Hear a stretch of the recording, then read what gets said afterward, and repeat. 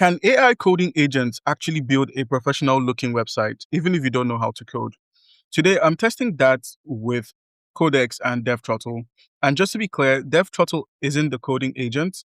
Codex is the AI that writes the code, while DevThrottle is the control center that lets me launch, monitor, and manage the coding agent session. So let's see how this actually works. If we minimize the website I created using DevThrottle and go ahead and open up the DevThrottle main screen, I can actually create a new session in DevThrottle and then select Codex as my coding agent. So if you click on new session at the top left, you have the agent selector where you can simply select, the agent you want to use. And for this, we can go ahead and create a new repo. Let's go ahead and turn off this that allows DevThrottle to run without approvals. So click on browser first. And let's head into documents. All right, so this is the folder we're going to be going with. So go ahead and click on select folder. This is what we're going to be working with for DevThrottle here. So let's click on this first, and then go ahead and click on the start session. As you can see, I selected a fresh project folder. So everything Codex creates for this website stays organized in one spot. All right, and then after this, you're going to have to give the DevThrottle session a name, which is DevThrottle1. So let's go with OK. And now it says here, do you trust the contents of this directory? Let's go with yes and continue. Go ahead and hit enter. All right, and you can ignore this for now. You can ignore whatever warning signs you're seeing here. And I'm going to be giving Codex its instructions. Because I'm not a programmer, I'm not going to tell it exactly how I want my code written. Instead, I'm going to describe what I want the finished website to actually look like and what I want it to do. So this is the prompt I'm going to be going with in the prompt box. So this is called the prompt box of DevThrottle. It basically acts as, every other prompt box would for any other AI interface. And now all we need to do is just go ahead and enter our prompt, which would be this. I asked it to create a polished, responsive one-page website for a fictional productivity app called Focus Flow. So let's just call it Focus Low. And then we could just simply scroll through and see everything that's included.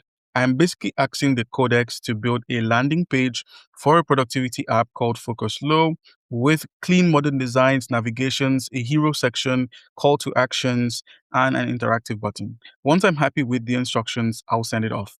So in order to send the prompt, all you need to do is go ahead and hit Control and Enter on your computer, and Codex would just go to work. You can use the Control key plus T to view the transcript of what is actually going on. And once it's done, you'd be prompted by DevThrottle. And now Codex is actually working. This is where DevThrottle becomes useful. Instead of just opening up a terminal and hoping everything is going according to plan, I can use DevThrottle to watch the coding agent work in real time. Codex is checking the project folder first. Since it's empty, it's now going to create the files it needs for the website, building different sections based on my instructions. I can also see the agent status directly in DevThrottle, so I know whether it's working, finished, or waiting for me to respond. And the project is empty, so I'm creating a self-contained responsive landing page with no external assets or dependencies. All right, and it's still working right now. And because DevThrottle is managing the session, I don't have to keep jumping between different terminals or trying to remember which project I'm working on. Everything happens in this one session. All right, and we're done.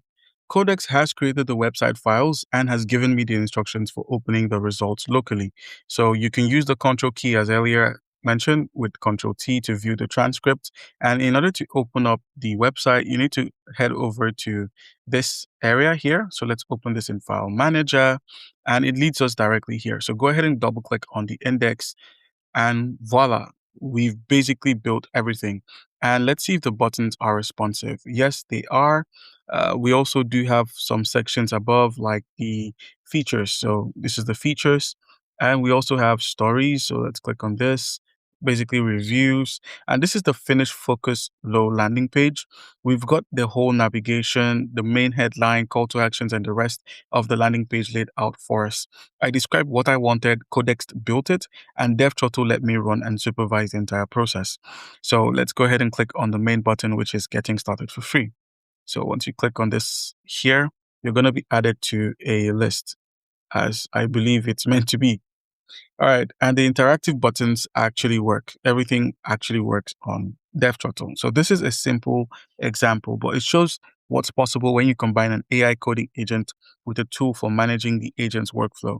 If you want to try running coding agents without consistently juggling multiple terminals, you can check out DevThrottle through my link in the description, which is devthrottle.com/go/Maurice. And this is only the beginning. In the next video, I'll use the same Codex and DevThrottle setup to take this basic website and make it much more customized. I'll catch you then.